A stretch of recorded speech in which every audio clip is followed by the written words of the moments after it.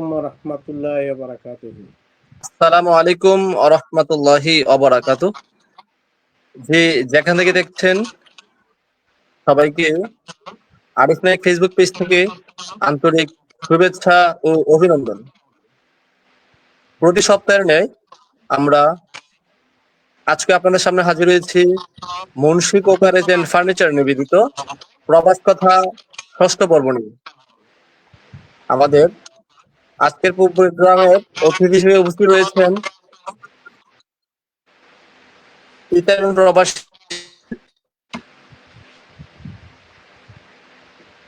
M A Taher Chowdhury ভাই। উপস্থিত রয়েছেন সমাজকর্মী আলহাজ ফয়েজ আহমদ মুন্সি ভাই। সবাইকে মুন্সি কোকারেজ এন্ড ফার্নিচার নিবেদিত প্রবাস কথার পক্ষ থেকে আন্তরিক শুভেচ্ছা ও অভিনন্দন। আমাদের লাইভে প্রবাসীদের সাফল্য, কষ্ট, কথা এই বিষয়গুলো আমরা আমাদের প্রবাসীদের মুখ থেকে নিয়মিত শুনে থাকি। যে কথাগুলোর মধ্যে রয়েছে আমাদের জন্য অনুপ্রেরণা। সেগুলো থেকে আমরা শিখতে পারবো, জানতে পারবো, বুঝতে পারবো।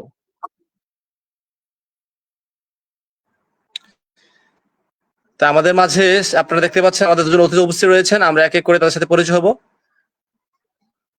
এম এ তাহের ভাই, আপনি কি আমাদের শুনতে পাচ্ছেন?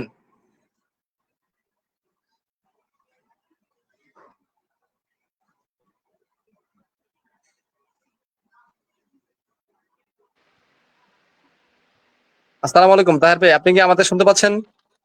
জি, আমি শুনতে পাচ্ছি আপনাদেরকে। আপনারা আমাকে শুনতে পাচ্ছেন? শুনতে পাচ্ছি। আপনি কেমন আছেন? জি, আছি আলহামদুলিল্লাহ।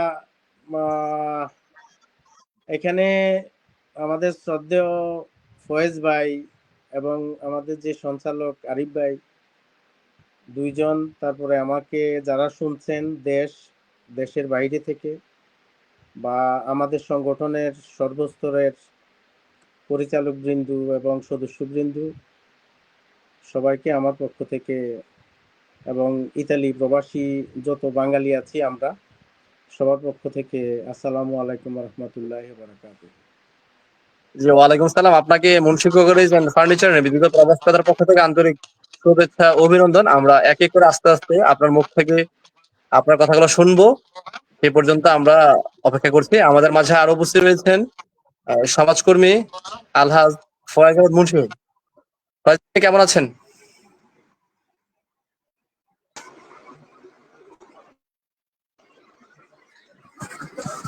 আহ, আলহামদুলিল্লাহ, আমি ভালো আছি।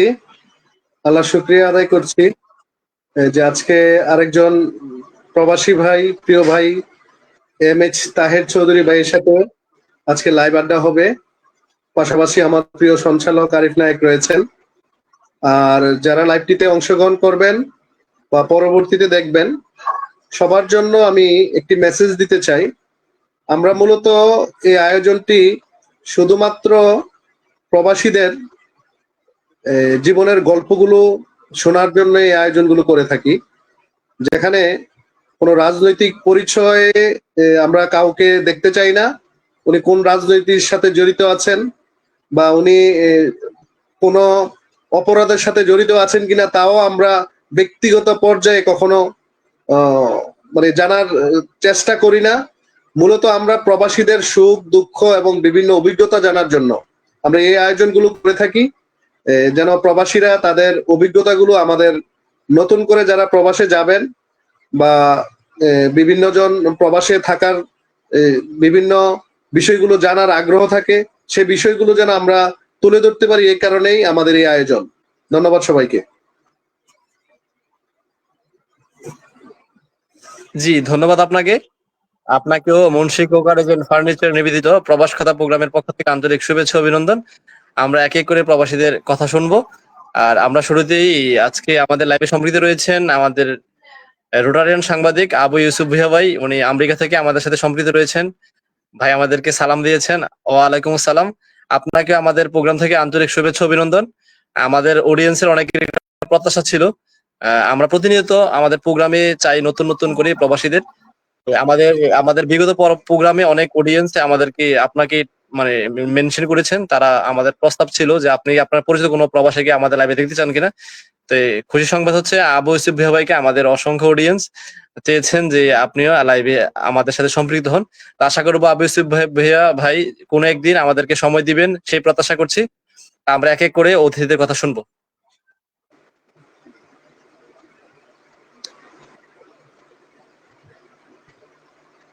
আমি এই মুহূর্তে আজকের যিনি আমাদের বিশেষ অতিথি, আসলে দীর্ঘদিন চেষ্টা করে আমরা এমএইচ তাহের ভাইকে পেয়েছি, আলহামদুলিল্লাহ।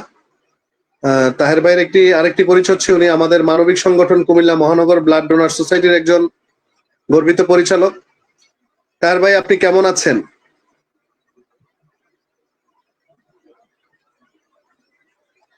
আপনার মাইকটি মিউট করা আছে। বুঝতে পারি নাই। জি তাহের ভাই, আপনি কেমন আছেন? আপনার দেশের বাড়ি কোথায় এবং আপনি কোন দেশে অবস্থান করছেন? আমি আছি ইনশাল্লাহ, আলহামদুলিল্লাহ ভালো আছি। আপনারা বাংলাদেশে যারা আছেন, আপনারা সবাই যখন আমার পরিবার থেকে শুরু করে শুভাকাঙ্ক্ষী সম্মিলিতভাবে আপনারা যখন ভালো থাকেন, তখন আমরাও ইনশাল্লাহ বিদেশের মাটিতে অনেক প্রত্যাশা নিয়ে ভালো থাকি। আমার বাড়ি হচ্ছে, গ্রামের বাড়ি হচ্ছে, আমার গ্রামের নাম হচ্ছে লোলবাড়িয়া। আর আমরা হচ্ছি সাবেক 10 নং বারাপাড়া ইউনিয়ন, বর্তমান 4 নং বারাপাড়া ইউনিয়ন। সদর দক্ষিণ কুমিল্লা নির্বাচনী এলাকা, সাবেক 9 নির্বাচনী এলাকা, বর্তমান আপনারা সবাই জানেন নির্বাচনী এলাকা নিয়ে একটু টানা হেঁচড়া আছে, এটা নামে নাই বললাম। সাবেক 9 নির্বাচনী এলাকা, জেলা কুমিল্লা। বর্তমানে আমি আছি হলো আপনার ইতালিতে। আমার প্রভিন্সি হচ্ছে হলো আপনার নেপোলি। আর আমি যেই অঞ্চল ভিত্তিক কাজ করি সেটা হচ্ছে একটা বিশাল একটা জোন নিয়ে কাজ করি আমি। আমার কাজটার ধরনের কারণে প্রত্যেকটা মানুষ কাজ করে হচ্ছে একটা জায়গায়, একটা প্রতিষ্ঠানে বা একটা সোসাইটিতে, কিন্তু আমার কাজের ধরনের কারণে আমাকে কাজ করতে হলো আপনার 22টা সিটি কর্পোরেশনে। ধরনের কারণে প্রত্যেকটা মানুষ কাজ করে।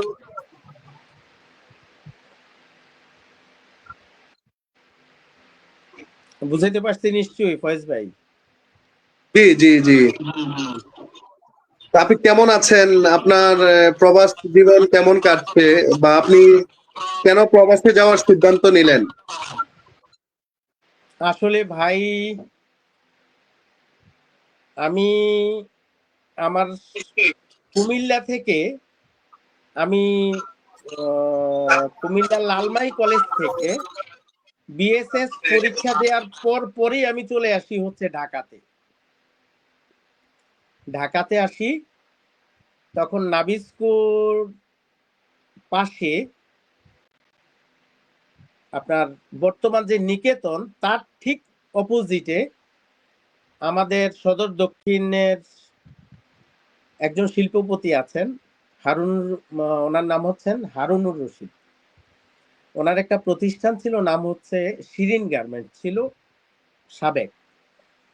তো উনি এই গার্মেন্টসটাকে কিনে নিয়ে, তখন উনি নতুন, ওনার মোটামুটি ব্যবসার একটু বয়স হয়ে গেছে।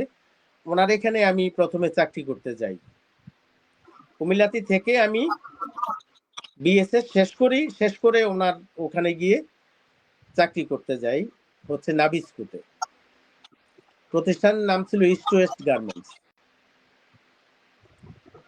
তো আপনাদের বোঝার সুবিধার্থে আমি আরো একটু ক্লিয়ার করে দেই জিনিসটা। সেটা হচ্ছে হারুন রশিদ সাহেবকে নাও চিনতে পারে অনেকে, কারণ উনি কুমিল্লা কেন্দ্রিক খুব একটা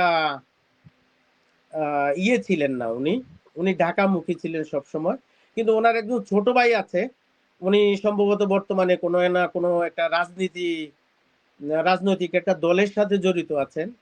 ওনার নাম হচ্ছে আমিনুর রশিদ ইয়াসিন। আমি ওনার বড় ভাইয়ের প্রতিষ্ঠানে কাজ করতে গেছিলাম ঢাকাতে। এখান থেকে আমার কর্মজীবন শুরু। তো এখান থেকে কাজ করতে করতে একটা সময় যখন আমাদের লাঞ্চের ব্রেক হয়, আমি নিচে নামি। নিচে নামার পর লাঞ্চ করতে যাওয়ার পথে একজন লোককে দেখি যে ওনাদের ফ্যাক্টরিতে ঢুকতেছে। তখন ওনাকে দেখে আমার একটু তাকায় রইলাম। আমি তাকায় থাকার পরে উনি আমাকে জিজ্ঞেস করলো যে, ডাকলো আমাকে হাতে। ডাকার পর জিজ্ঞেস করতেছে যে, তোমার নাম কি আবু নাকি? আমাকে পারিবারিক ভাবে আমাকে আবু নামে ডাকে। তো উনি আমাকে আবু জিজ্ঞেস করার কারণ হচ্ছে, আমি ছাত্র জীবনে ছিলাম কুমিল্লা রেলওয়ে পাবলিক উচ্চ বিদ্যালয়ের ছাত্র। আমার বাবা রেলওয়ে চাকরি করতেন, বিধায় আমি কুমিল্লা রেলওয়ে পাবলিক উচ্চ বিদ্যালয় থেকে এসএসসি পাস করি। যখন এখানে আমি পড়াশোনা করি, তো একজন ভদ্রলোকের এখানে আমি প্রাইভেট পড়তাম গিয়ে। পরে আমার যখন উনি আমাকে জিজ্ঞেস করছে যে তুমি আবু নাকি, তখন আমার মনে হয়েছে যে আরে এটা তো আমার স্যার না, কামাল স্যার। তখন উনি আমাকে বললো এক পাশে ডাক দিয়ে, তুমি কি এখানে চাকরি করো? জি, চাকরি করি। তো পরে বললো যে আমার ভিজিটিং কার্ডটা রাখো, সময় পাইলে তুমি আমার সাথে একটু কথা বললো। তো পরে আপনার ডিউটি শেষ করলাম। শেষ করার পরে যখন শুক্রবারে তো ছুটি আমাদের, তখন আপনার আমার ব্যক্তিগত কোনো মোবাইল ছিল না। একটা দোকানে গিয়ে, আপনারা ভালোভাবে জানেন মোবাইলের প্রচলন হয়েছে গত 20-22 বছর, এরকম একটা সময় খুব বেশি প্রচলিত হয়েছে। ওনাকে ফোন দিলাম। ফোন দেওয়ার পর উনি আমাকে বললেন যে উনি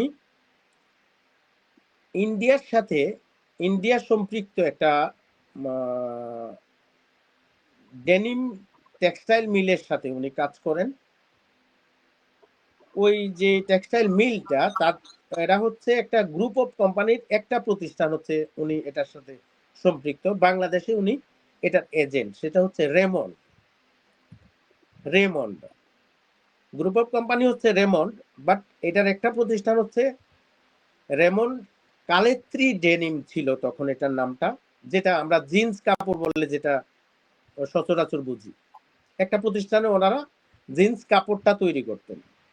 তো আমার ওই স্যার এই কাপড়টা ওখান থেকে মার্কেটিং করতেন বাংলাদেশে, উনি 3% কমিশনে। পরে আমি ওই যে আমার যে প্রতিষ্ঠান ছিল ওনার সাথে কথা বলার পর ইস্ট ওয়েস্ট গার্মেন্টস থেকে আমি চলে যাই ওনার এখানে। ওনারও নতুন, খুব একটা বেশি না সময়, 1-1.5 বছরের মতো উনি হয়তো জিনিসটা শুরু করছেন। তো ওনার এখানে আমি বেশ কিছুদিন কাজ করি। ওনার এখানে কাজ করাকালীন সময় সারাদিন ডিউটি করতাম। পরে মাথায় আসলো যে পড়াশোনা করার দরকার। তখন জগন্নাথে আমি নাইট শিফটে ভর্তি হই হচ্ছে আপনার সোশ্যাল ওয়েলফেয়ার। তো এটা পরীক্ষা আমি ফাইনাল দিব এমন একটা ভাব, 2001 সালের কথা বলছি আমি। তখন আমিও বাসায় এসে পাশাপাশি, ওনার এখানে চাকরি করা হয়ে গেছে মনে করেন 1-1.5 বছর, তখন পাশাপাশি বাসায় এসে পুরানো একটা ল্যাপটপ নিয়ে লেখালেখি শুরু করি যে ইন্ডিয়াতে কোনো একটা প্রতিষ্ঠানের এজেন্ট নেওয়া যায় কিনা, চায়নার কোনো একটা টেক্সটাইলের এখানে এজেন্ট নেওয়া যায় কিনা। ওভাবে লেখালেখি করতে করতে একটা সময় গিয়ে পাইলাম ইন্দোনেশিয়ায় একটা টেক্সটাইল, আপনার থাই ফিলামেন্ট টেক্সটাইল ফ্যাক্টরিটার নাম। তো ওনারাও চাচ্ছিলেন একটা মতো করে যে বাংলাদেশে যদি কাউকে সাপোর্ট দেয়া যায়, বা তখন আমাদের আপনার 40-45% ফেব্রিকে আসতো বাইরে থেকে, যেটা এখন একটু কমে আসছে। আরো না, আমার মনে হয় আরো একটু বেশি আসতো। 60-63% ফেব্রিক গার্মেন্ট সেক্টরে আসতো হলো চায়না থেকে, ইন্ডিয়া থেকে, ইন্দোনেশিয়া থেকে, ওভাবে। তো ওইভাবেই আমার যাত্রা। চেষ্টা করতে করতে হাই ফিলামেন্ট টেক্সটাইলকে পাই। ওনারাও আমাকে অথরাইজ এজেন্ট হিসেবে ওখানে নিয়োজিত করে। ২ বছর যাওয়ার পর ওরা আমাকে সোল এজেন্ট হিসেবে বাংলাদেশে নিয়োজিত করে। যার ফলে আমার একটা প্রতিষ্ঠান আছে, ওখানে ছিল, যেটা আমি বন্ধ করে দিছি এখন। নাম হচ্ছে ফিলামেন্ট কর্পোরেশন। তো এটা থেকে চেষ্টা করতে করতে উল্লেখযোগ্য কোনো টেক্সটাইল না, কয়েকটা টেক্সটাইলেরই আমি কাপড় বিক্রি করছি বাংলাদেশে। এটা যারা বড় বড় গ্রুপগুলো আছে ওনারা যদি মনে করেন আপনার এই গ্রুপে ঢুকে ওনারা হয়তো বলতে পারবে চিটং এ আছে ম্যাক্সিম গ্রুপ, ডে গ্রুপ, সাদমুসা গ্রুপ, রেলেক্স, আর কে দত্তবাবু ছিল। এরপরে আপনার ঢাকাতে আমি যাদের সাথে কাজ করছি, ইস্ট ওয়েস্ট ইন্ডাস্ট্রিয়াল পার্ক, যাদের এখানে চাকরি করে আসছিলাম, ওনারাও শেষ পর্যন্ত আমার কাছ থেকে কাপড় মানে ইম্পোর্ট করছে আমার মাধ্যমে। তো তার পরবর্তীতে যেই ব্যাংকে আমি লেনদেন করি, উত্তরা শাহজালাল ইসলামী ব্যাংক, তো ব্যাংক থেকে তখন আমার কাছে একটা প্রস্তাব আসে। প্রস্তাবটা আসে এইভাবে যে আপনি যেহেতু অন্যের কাপড় বিক্রি করেন, কমিশনে কাজ করেন, আমরা যদি একটা ছোটখাটো ফ্যাক্টরি ইয়েতে নারায়ণগঞ্জে আপনাকে ব্যবস্থা করে দেই, আপনি কি চালাতে পারবেন কিনা। বা ওনারা বেশ কিছু অ্যাক্টিভিটিস দেখছে, দেখার পরে যখন বললো তখন আমি বলছি যে দেখেন আমার কাছে অতটুকু ক্যাপিটাল নাই যে আমি একটা ফ্যাক্টরি নিয়ে এখানে প্রোডাকশন করে সেল করব, বা ডিপোজিট রাখতে হবে, এটা করতে হবে, ওটা করতে হবে। এলসি করলে যথেষ্ট ডিপোজিট করা লাগে। তো আমিও প্রথম দিকে না করে দিছি, ওনারা আমার পিছ ছাড়ে নাই। তখনকার ওনাদের যে ভাইস প্রেসিডেন্ট ছিলেন, ভদ্রলোকের নাম মনে আছে আমার, রবিউল সাহেব। তো একটা পর্যায়ে গিয়ে বললাম যে যদি আপনারা সহ থাকেন তাইলে আমি হয়তো, আপনারাই থাকলেন মেইন ইয়েতে, আপনার যে জিনিসটা অর্গানাইজ করবেন আপনারা, আমি হয়তো আপনাদের প্রোডাকশনটা দেখতে পারলাম, ডাইং সেক্টরটা বা প্রোডাকশনটা আপনাদের সাথে সম্পৃক্ত হইলাম আর কি একটা পর্যায়ে গিয়ে। তখন উনি আমাকে অন্যভাবে জিনিসটা বুঝাইলেন যে আসলে তাই সাহেব, আমরা ফ্যাক্টরিটা আপনার কাছে বিক্রি করতে চাচ্ছি না। জিনিসটা হচ্ছে যে আমাদের কাছ থেকে এক ভদ্রলোক লোন নিয়ে ফ্যাক্টরিটা করছেন, যে কোনো কারণে হচ্ছে উনি লোনটা পরিশোধ করতে পারতেছে না, উনি আমাদের এখানে ক্লাসিফাইড হয়ে গেছেন। ক্লাসিফাইড হয়ে যাওয়ার কারণে আমরা জিনিসটাকে বন্ধ রাখছি, মেশিন গুলাও আছে ভিতরে, সবই আছে, পুঁজি দিব, আপনি জিনিসটা অব্যাহত রাখলেন। তার যে লোনটা, ক্লাসিফাইড যে লোনটা আছে ওটাও অবস্থায় থাকবে, তারটা তার আন্ডারে থাকবে, আপনি জাস্ট প্রোডাকশন করলেন, আপনি সেল করলেন, আমরা তত্ত্বাবধান করব। তখন আমি এদের কথায় রাজি হই। রাজি হওয়ার পরে একটা ফরম্যাট করি, আমি সকল ডকুমেন্ট গুলা পাঠাইছিলাম আপনাদের আরিফ ভাইকে মনে পাঠাইছি, না জানি ফয়েজ ভাইকে পাঠাইছিলাম। তখন আমাকে আমি আমার পাঠাইছিলেন। মেন নামে এটাকে ফরম্যাট করি তুবা টেক্সটাইল মিলস হিসাবে। তখন আমি ওখানে সিনথেটিক টাইপের ফেব্রিক গুলা প্রোডাকশন করতাম। আপনার মেশ কাপড়, দেখেন একটা কাপড় আছে এই গেঞ্জির কাপড়ের মতো, মাঝখানে ফুটা ফুটা 100% পলিস্টার, এই কাপড়টাকে বলে মেশ ফেব্রিক। এইটা প্রোডাকশন করতো তখন, এটাও করতেছি।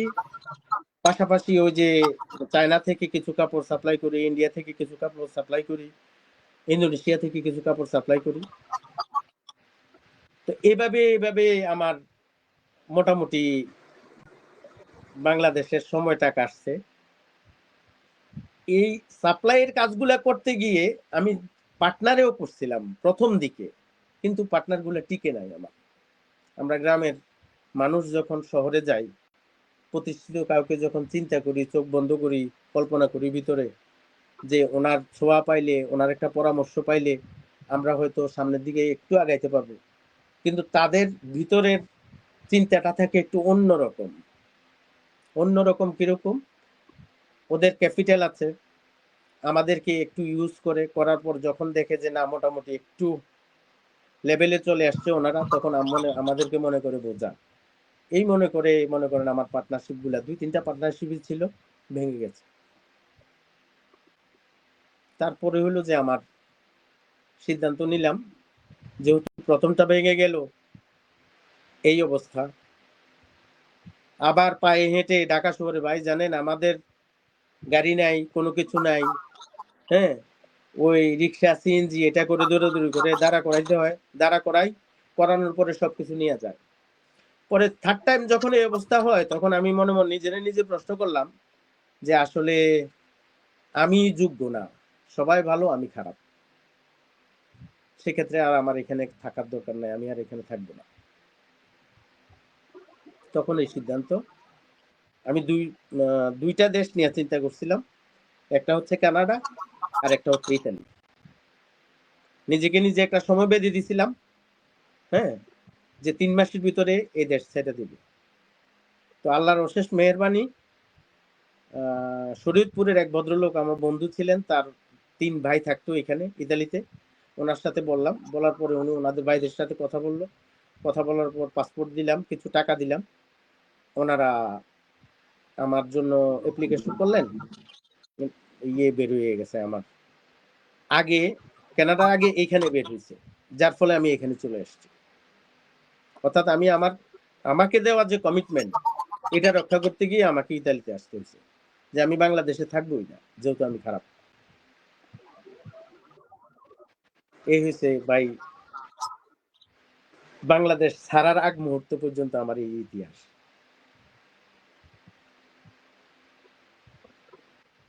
প্রবাসে যাওয়ার পর আপনার কি কি চ্যালেঞ্জ গ্রহণ করতে হয়েছে? সেখানে অনেক আপনার ভাষা, অনেক সংস্কৃতি সব মিলিয়ে মানে আপনি কিভাবে প্রবাসে অ্যাডজাস্ট হলেন? প্রথম পর্যায়টা আপনার কেমন ছিল? অনেক আসলে প্রবাস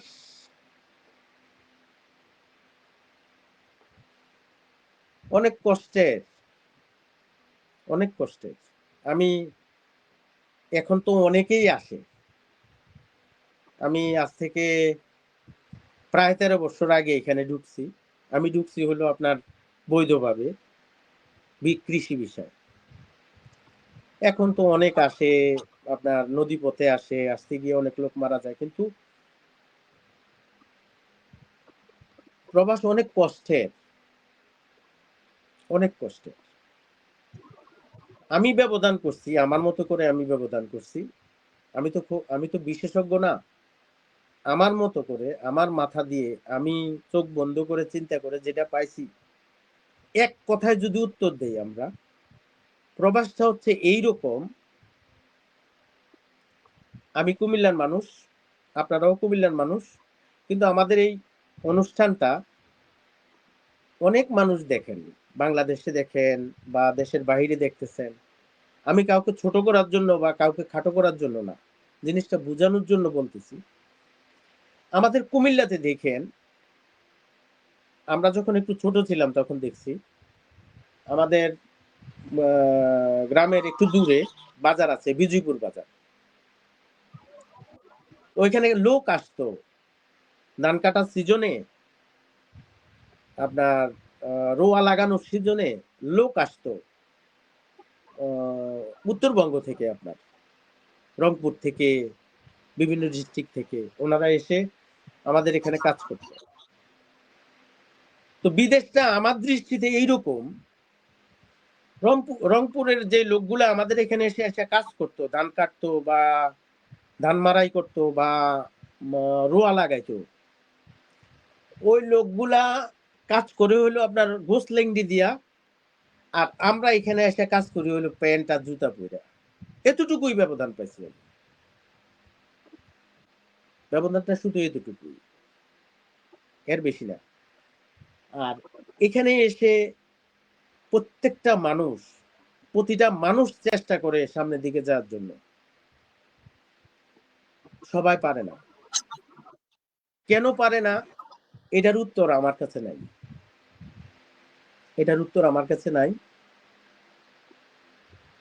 আমি আমার চোখে দেখা অনেক মানুষ দেখছি আমি এখানে, আপনারা মনে হয় অনেকে করে এগুলা, দেখি ইদানিং টিকটকে ফেসবুকে দেখি অনেক লোক ওই যে ব্রিজের নিচে ঘুমায়, তারপরে আপনার রাস্তায় ঘুরে, অনেক। বিদেশ অনেক কষ্টের ভাই, অনেক কষ্টের। আর বিশেষ করে যদি কোনো লোক পরিণত বয়সে আসে, অর্থাৎ তার এইজের বেশিরভাগ সময়টা নষ্ট করে যারা আসে, তাদের জন্য বিদেশটা আরো বেশি কঠিন। যেমন আমি যখন ইতালিতে পা রাখি তখন 38+ বা 39 এরকম। আমি আসার পর যেই ভদ্রলোক আমাকে প্রসেসিংটা করছে ওইখানে, আমার অফিস ছিল, লাস্টের অফিস ছিল টঙ্গীতে, যে ভদ্রলোক আমাকে প্রসেসিং করে দিছে, বলছিলাম আমি আপনাকে, ওনার বাড়ি হচ্ছে শরীয়তপুরে। তার 3টা ভাই এখানে থাকে, ইতালিতে থাকে। তো ওনার মাধ্যমে আমি আসছি। আইসা আমি মিলানোতে যখন নেমে সর্বপ্রথম, আমার তো কোনো ঠিকানা নাই, আমার কোনো আত্মীয় নাই, কেউ নাই, আমি চলে আসছি। তখন আমি তাদের বাসায় গিয়ে উঠি, যে ভদ্রলোক আমাকে আনলো ওনার ভাইদের বাসায় গিয়ে উঠি। ওঠার পর আমি ওইখানে 15 দিন তাদের সাথে থাকি। থাকার পর সকালে যখন আমি ঘুম থেকে উঠি, ওনাদের কেউ কেউ আমারে বলে, বাসায় কিন্তু অনেক লোক আছে, অনেকে বলে চলেন কফি খেয়ে আসি। কফি খেয়ে আসে, একটু গল্প করে, যাদের কাজ নাই। পরে আমি 2-3 দিন বললাম ওনার যে ভদ্রলোক পাঠাইছে তার ভাইকে, যে আমি তো চলে আসছি সবকিছু শেষ দেশ করে, আমাকে একটু কাজের ব্যবস্থা কেমনি কি করা যায় বলেন না। এই কথাটা যখন বলি, উনি আমাকে নিয়ে বের হয় বিকালবেলা। বাইর হইয়া তাদের বাসার পাশে আবার সমুদ্রের পার আছে, সমুদ্রের ওই দিকে নিয়ে ঘুরাইয়া একটু কথাবার্তা বলে, আরো একটু হয়তো বাদাম টাদাম কোনো কিছু খাইলাম, খাইয়া ঘরে আসলাম, আইসা অন্য গল্প করে। তো লাস্ট পর্যন্ত আমি খবর পাইলাম ওর পাশের এক লোকের কাছ থেকে, কয় ওরা আপনাকে কি ধরনের কাজ খুঁজে দিবে, ওরা আপনাকে কাজ খুঁজে দিবে না কেন? কয় যে যেই লোকটা আপনারা নিয়ে আসছে উনি নাকি আপনার অফিসে গেছে, আপনার অফিসে গেছিল টঙ্গীতে, গিয়ে দেখছে আপনার চেয়ার বড়, টেবিল বড়। হ্যাঁ, এখন উনি যে আপনারা নিয়ে একটা জায়গায় কাজে দিবে, ওই কৃষি কাজে, এটাতে ওইটাতে, উনি যে আপনার এই যে প্রস্তাবটা রাখবে, এটাই সে সাহস করতে পারতেছে না। এখন পড়লাম নি ওনার, উনি সাহস করতে পারতেছে না সম্মানের কারণে, কিন্তু আমার যেই রসদ পুঁজি আমি যেটা নিয়ে গেছি, এটা তো কিছুদিনের ভিতরে আমার পুরাই যাইব। উনি সম্মানের কারণে তো আমি না খাই মজা দেখি। এ হলো বিদেশ। পরে ওনার এখান থেকে আমি বাসা ছেড়ে দিয়ে চলে আসছি হলো অন্য এক জায়গায়। ওখানে গিয়ে 1 বছরের ভিতর ধরে এই যে সময়টা আপনার আগস্ট মাস, এখানে জুন মাস, জুলাই মাস, আগস্ট মাস, এই 3 মাস আপনার সমুদ্রের পারে বাঙালিরা যারা নতুন আসে, এরা আপনার ওই যে এক ক্যাটাগরির ব্যাসলাইট পাওয়া যায়, এরপরে চশমা পাওয়া যায়, বিভিন্ন ধরনের কম দামিও জিনিস ওখানে হাইটা হাইটা। আমার কথা কি শুনতে পাচ্ছেন ফয়েজ ভাই? জি জি, আমরা আপনার কথা একদম মনোযোগ দিয়ে শুনছি। আশা করছি আমাদের যারা দেখছেন তারাও আপনার কথাগুলো খুব মনোযোগ দিয়ে শুনছেন। তো আমি নিজেও করছি একবার ওই জিনিসটা, যে আপনার নদীর পারে হাইটা হাইটা ওই চশমা বিক্রি করা, স্যান্ডেল বিক্রি করা, এটা একবার আমি করছিলাম আমার জীবনে, এটাও একটা আমার অভিজ্ঞতা। এর পরবর্তীতে আজকে আমি যেখানে আছি এই এলাকাটাতে আমি আসি, সর্বসাকুল্য 7 মাসের মধ্যে আমি এখানে আসি, ইতালিতে ঢুকার 7 মাসের মধ্যে। তো আসার পরে এখানে আমি যেই এলাকাটাতে থাকি, নেপোলির পালমা কাম্পানিয়া এলাকাটার নাম, এখানে আমাদের বাঙালিদের ছোট ছোট গার্মেন্ট ফ্যাক্টরি আছে। ছোট, আপনার 15টা মেশিন নিয়ে, 20টা মেশিন নিয়ে, 40টা মেশিন নিয়ে বা 50টা মেশিন নিয়ে, এরকম। ইতালিয়ানরা কাপড়টা কাটে, ওনারা আনে, আইনা ফ্যাক্টরিতে সেলাই করে। আমার এখানে অনেক গার্মেন্ট ফ্যাক্টরি আছে। তো আমি যখন ওই সমুদ্রের পাড়ে বেচা কিনা শেষ করলাম, সেপ্টেম্বর মাসে ওইটা শেষ, বৃষ্টি আরম্ভ হইলে আবার এটা হয় না, তখন এসে ওই বাঙালি একটা ফ্যাক্টরিতে আমি গেলাম কাজ করতে। আমি তো ভাই সেলাই জানি না, সেলাই জীবনে করি নাই। তখন আমার কাজটা হলো আপনার, ওরা সেলাই করার পর যে মালটা রেডি করে, ওই রেডি করা মালটা আমি পরিষ্কার করে দিতাম। কিরকম সুতা আছে, সুতা টুতা কাইটা পরিষ্কার করে দিতাম, হেল্পারের কাজটা করতাম। আমার বেতন ধরলো ওরা হলো আপনার 2 টাকা 20 পয়সা। তো প্রথম মাস গেল, কাজ করলাম। দ্বিতীয় মাসের 18-20 দিনের মতো হয়েছে, তখন আমি মালিক, বাঙালি মালিক, কুমিল্লাতেই বাড়ি, আমাদের কুমিল্লাতেই বাড়ি আপনার গৌরীপুরের এদিকে বাড়ি, অল্প কম বয়স। তো ওনার কাছ থেকে আমি বেতন চাইলাম। বেতন চাওয়ার পরে উনি আমারে বলল যে 2 দিন পর। পরে 2 দিন পরে আবার চাইলাম। পরে আবার একটা অজুহাত দিল, ওনার এই সমস্যা, পেমেন্ট হয় নাই। পরে আমি ডিউটিতে যাওয়া বন্ধ করে দিয়েছি। 2টা ডেটের পরে ডিউটিতে যাওয়াটা বন্ধ করে দিয়েছি। বন্ধ করে দিয়ে আমি যে 1 মাস 18-20 দিন কাজ করছিলাম, এই পয়সাটা ওনার কাছ থেকে আমি 4.5 মাসে নিতে পারছি। পয়সাটা পরিশোধ করতে চাই নাই। উনি এখানে আছে এখন। হ্যাঁ। তো এরপরে হইলো যে আপনার ঘরে আইসা যে মেসে থাকি, ওই যে আমাদের বড় ভাই ইঞ্জিনিয়ার ফরাজি সাহেব যে এলাকাতে থাকতেন, আমি এই এলাকাতেই থাকি এখন। উনি তো এখন চলে গেছেন লন্ডনে, আমি এই এলাকাটাতে থাকি। তো আমি যেখানে থাকতাম ওই বাসায় আইসা আপনার কানে ধরে 10 বার উঠছি বইছি আমি, যে আমি যদি বাঙালির কাছে চাকরি করতাম তাহলে তো আমি ঢাকাতে চিটাগং চাকরি করতে পারতাম। আমি ইতালিতে আইসা কেন আমি বাঙালির এখানে গেলাম কাজ করতে।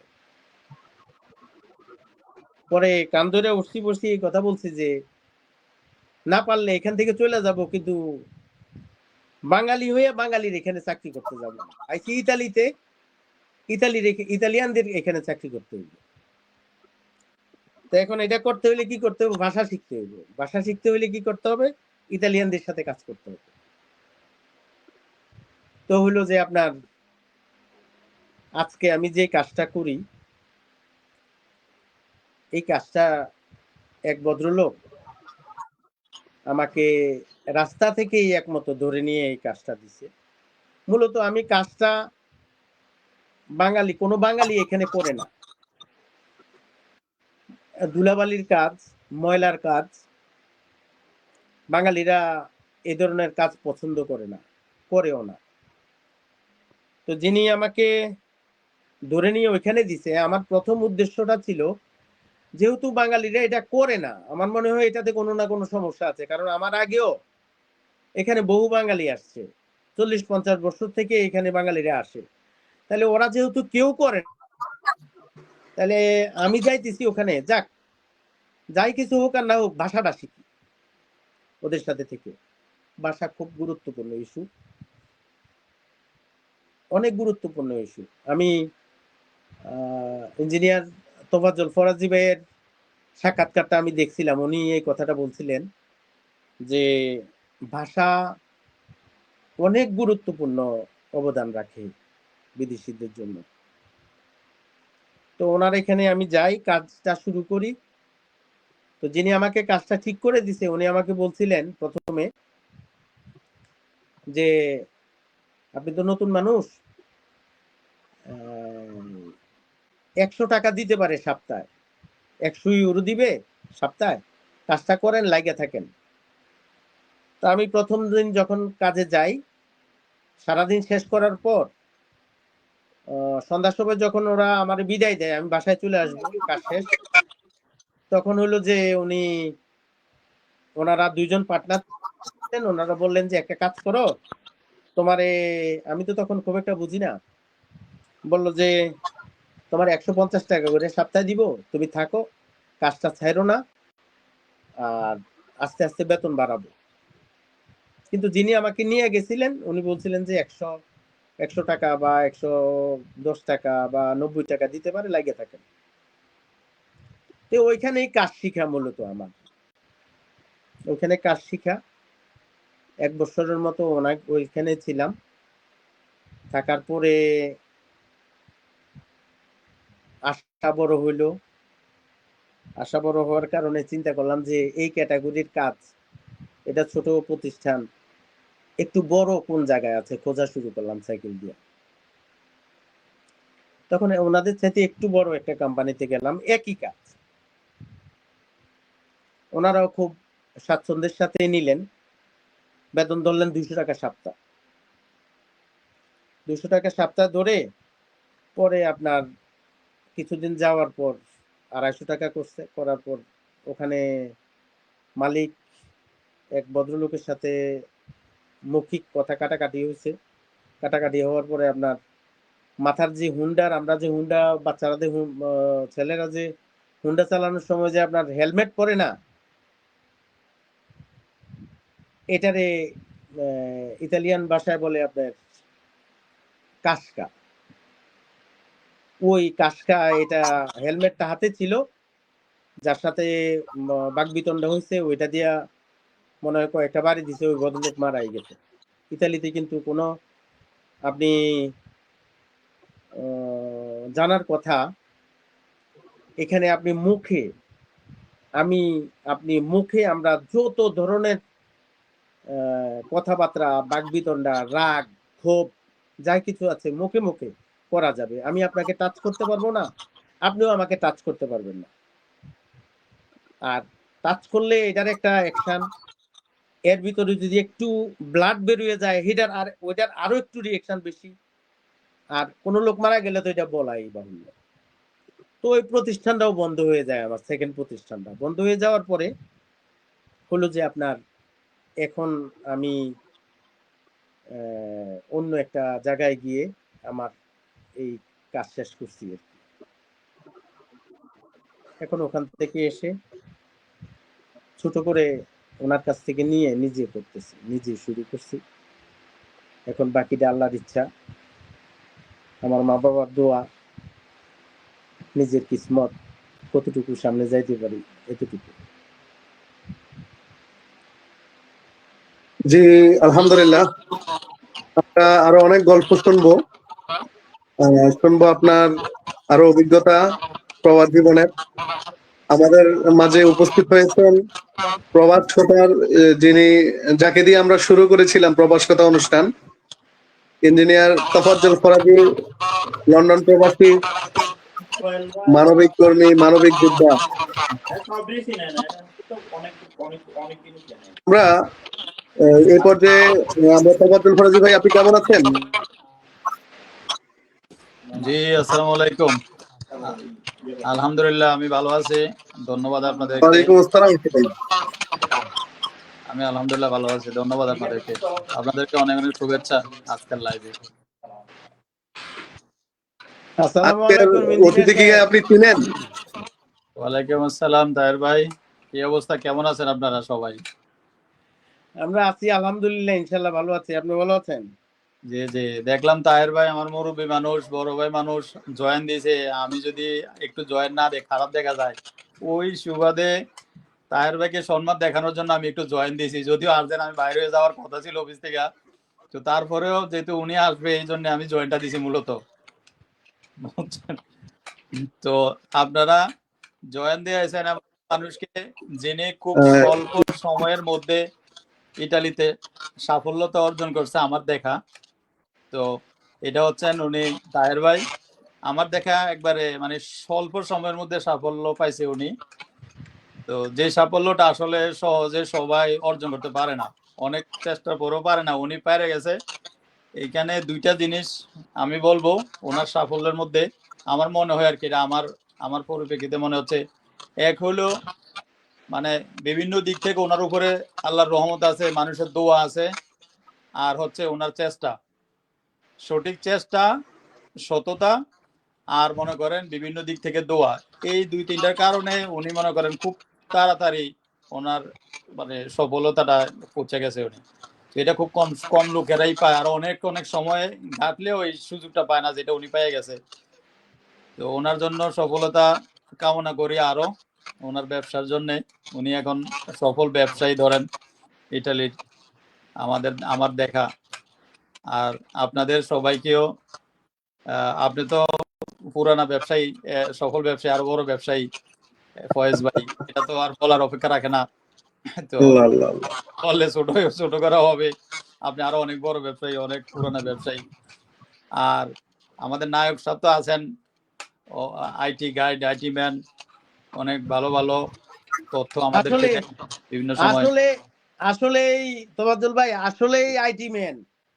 আমি, আপনি তো জানেন ভাই, ওয়েবসাইটে আমি ঢুকতে পারতেছি না, এই লিঙ্ক ওই লিঙ্ক, এইখানে ওইখানে।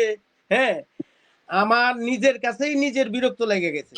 কিরকম, আমারে উনি যেই অ্যাডভাইসটা করতেছেন, আমারে যে পরামর্শটা দিতেছেন, এটা করেন ওটা করেন, এইভাবে করেন ওইভাবে করেন, আমি ওইখানে ঢুকতে পারতেছি না। তখন আমার একটা ধারণা হইলো যে এটা 6 নাম্বার পর্ব। হ্যাঁ, পরে আমি ওনারে প্রশ্ন করেই ফেলছি যে এর আগে আমার মতো এরকম বিরক্ত কেউ করছে কিনা। না না, এই ঝামেলাটা ভাই এনে কাহিনী হচ্ছে কি, এক একজনের এক একটা নেশা থাকে, ওই নেশা ভিত্তিক মানুষে এক্সপার্ট হয়। এখন আপনার নেশা হয়েছে টাকার পিছনে টাকা বাইর করা, আর ওনার পেশা হয়েছে মনে করেন এই রকমের কানেকশন লাগানোর পিছনে কানেকশন। আমার কাজ হয়েছে আইটির পিছনে আইটি, টেকনোলজির পিছনে টেকনোলজি লাগানো। তো এখন আমাদের একরকম নেশা, আপনার আরেক রকম নেশা। আমরা সারাদিন কম্পিউটারের সামনে বসে থাকি, চার না বসে ইনকাম করি না, তারপরে মনে হয় যেন মহাসাগর জয় করে ফেলছি, কারণ কম্পিউটারের সামনে ছিলাম। এখন আপনার কি মানে সারাদিনে 500 পাউন্ড, 500 ইউরো, 1000 ইউরো কামিয়ে ফেলাইছি, আজকে আমি মহাসাগর পাই এলাম। আপনার ইন্টারনেট কম্পিউটার নাথিং, আপনার ইন্টারেস্ট নাই। এক একজন এক একটা আর কি। আর উনি মনে করেন এই যে ক্রোকারিজ স্যার, আমাদের ক্রোকারিজ ব্যবসায়ী, উনি মনে করেন বাংলাদেশে 10-15 হাজার টাকা ডেলি বিক্রি করে ফেলবো। ওনার একটা 10-15 হাজার টাকার একটা দান্দা, ওইখানে দিলে উনি মনে করেন কারে কোনটা গসায় দিতে পারবো, ওইখানে এক্সপার্ট। এটা আবার আপনি পারবেন না। সো এটা এক একজনের এক একটা এক্সপার্টিস, বুঝতে পারছেন? এই আর কি। আমরা আরো কথা, এরা মানবিক কাজে অনেক সময় দেয়, এটা তাদের একটা বিশাল গুণ। মানে আমি না এটা ঠিক, এটা হ্যাঁ হয়ে যায় যে ফয়েজ ভাইদের মতো লোকজনদের সাথে জয়েন করতে পারছি। এটা একবারে মন থেকেই বলি, ধন্য মনে করি নিজেকে। আলহামদুলিল্লাহ, আমরা আমাদের লাইভে অনেকেই রয়েছেন, লাইভটি দেখছেন। যে ভাইয়েরা লাইভটি দেখছেন, কিছু কমেন্টস আমরা নিচ্ছি। আমাদের কুমিল্লা মহানগর ব্লাড ডোনার সোসাইটির সম্মানিত পরিচালক আরটিএন জাকির হোসেন ভাই সালাম দিয়েছেন। ওয়ালাইকুম আসসালাম ওয়া রাহমাতুল্লাহ। আমাদের কামরুল হাসান ভাই, আপনি জানেন ব্যাংকার, আমাদের কুমিল্লা মহানগর ব্লাড ডোনার সোসাইটির প্রধান সমন্বয়ক, যিনি প্রতিষ্ঠানটি, মানবিক প্রতিষ্ঠানটি খুব সুন্দরভাবে পরিচালনা করছেন। কামরুল হাসান ভাই সালাম দিয়েছেন। ওয়ালাইকুম আসসালাম ওয়া রাহমাতুল্লাহ। ওয়ালাইকুম আসসালাম। আমাদের আমারও সালাম দিয়েন। আব্দুল কাইয়ুম সিদ্দিকী ভাই, জি জি জি, আমাদের আব্দুল কাইয়ুম সিদ্দিকী ভাই, উনিও সালাম দিয়েছেন। ওয়ালাইকুম আসসালাম ওয়া রাহমাতুল্লাহ। জি, উনি জানতে চেয়েছেন আমরা কেমন আছি। আলহামদুলিল্লাহ, আমরা ভালো আছি। আমাদের কুমিল্লা মহানগর ব্লাড ডোনার সোসাইটির সম্মানিত সেক্রেটারি ইসরাফিল বিন আহমেদ ভাই, উনি আমাদের সালাম দিয়েছেন এবং তাহের ভাইয়ের প্রতি শুভকামনা জানিয়েছেন, এবং আপনি লাইভে আসাতে ওনারা খুশি হয়েছেন। বিশেষ করে আমাদের সমাজকর্মী, মানবিক কর্মীরা অনেক খুশি হয়েছেন আজকে আপনাকে লাইভে পেয়ে। আমাদের নোমান আহ, নোমান ভাই লাইভটিতে অংশগ্রহণ করেছেন, সালাম দিয়েছেন আমাদেরকে। ওয়ালাইকুম আসসালাম। জানতে চেয়েছে আমরা কেমন আছি। আলহামদুলিল্লাহ আমরা ভালো আছি। আমাদের ইহানা ইয়াকুব উনি সালাম দিয়েছেন। ওয়ালাইকুম আসসালাম রহমতুল্লাহ। আমাদের ইহানা ইউনিক ইয়াকুব বিডি হচ্ছে আমার ইউনিক বিডি বোন, আমেরিকা থেকে বুঝছেন? আমাদের। আমার ভাগ্নি ইহানা ইয়াকুব হচ্ছে আমার ভাগ্নি। আপনার ভাগ্নি আপনার লাইভটি দেখছে, তাহলে আপনি আপনি আপনাকে সালাম দিয়েছে ওরা। আশা করি ওরা আপনার লাইভটি দেখছে এবং ভালো লাগবে মামার কথা শুনে। আমাদের লাইভটিতে একজন গুণীজন, যিনি আসলে মানবিক কার্যক্রম আমাদেরকে শিখিয়েছেন, কুমিল্লা মহানগর ব্লাড ডোনার সোসাইটি, যিনি শুরু থেকে এই প্রতিষ্ঠানকে দাঁড় করানো থেকে শুরু করে আজ অব্দি প্রচেষ্টা চালিয়ে যাচ্ছেন। আমাদের সবার প্রিয় আবু ইউসুফ ভুইয়া, আমার মামা, উনি আমেরিকা থেকে আমাদের লাইভটিতে অংশগ্রহণ করেছেন। আর আমাদের সঞ্চালক বলেছেন যে উনি যেন একটি প্রোগ্রাম আমাদেরকে দেয়, অনেকের আগ্রহ রয়েছে যেন উনি আমাদেরকে সময় করে একটি প্রোগ্রাম দেন। আমাদের আরেক ভাই হচ্ছেন HM শাহজামাল বিন আলী, উনি আমাদেরকে সালাম দিয়েছেন। ওয়ালাইকুম আসসালাম রহমতুল্লাহ। আমাদের কামাল রাজীব কুমিল্লা থেকে, উনি সৌদি আরব প্রবাসে রয়েছেন। প্রিয় ভাই, উনি আমাদেরকে সালাম দিয়েছেন। ওয়ালাইকুম আসসালাম রহমতুল্লাহি ওয়া বারাকাতুহু। আমাদের আলী হাসান খোকা ভাই, আমাদের একজন সমাজকর্মী, মানবিক কর্মী, কুমিল্লা মহানগর ব্লাড ডোনার সোসাইটির অর্থ সম্পাদক, উনিও আপনাকে শুভেচ্ছা জানিয়েছেন আজকের এই আয়োজনে আপনি অংশগ্রহণ করার জন্য। আমাদের ফরিদ ভাই, সবার প্রিয় ফরিদ ভাই, উনিও একজন প্রবাসী ছিলেন, এখন দেশে আছেন। আলহামদুলিল্লাহ ফরিদ ভাই আমাদেরকে সালাম দিয়েছেন। ওয়ালাইকুম আসসালাম রহমতুল্লাহ। আলহামদুলিল্লাহ আমরা ভালো আছি ভাইয়া।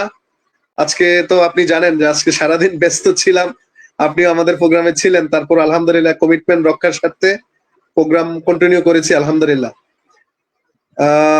আমেরিকান প্রবাসী আবু ইউসুফ ভুইয়া লিখেছেন, সকল প্রবাসীদেরকে ধন্যবাদ জানাই। আসলে প্রবাসীদেরকে আমরা অনেক ভালোবাসি, আমরা আমাদের কাজের মাধ্যমে, কথার মাধ্যমে এটা প্রমাণ করতে চাই। আবু তাহের ভাইয়েরা এই দেশ ত্যাগ করেছেন আমাদের কিছু দেশি ভাইদের আচরণের কষ্ট পেয়ে। আমরা আশা রাখবো আগামী দিনে যেন এমন কোনো মানুষ, এমন কোনো ভাই এমন আচরণ না করি যেন আমাদের আচরণের কারণে আমাদের ভাইয়েরা প্রবাসমুখী হয়। আমরা যেন আমাদের প্রত্যেকের জন্য কল্যাণে চিন্তা করি। ফরহাদ ইসলাম ভাই সালাম দিয়েছেন। ওয়ালাইকুম আসসালাম রহমতুল্লাহ।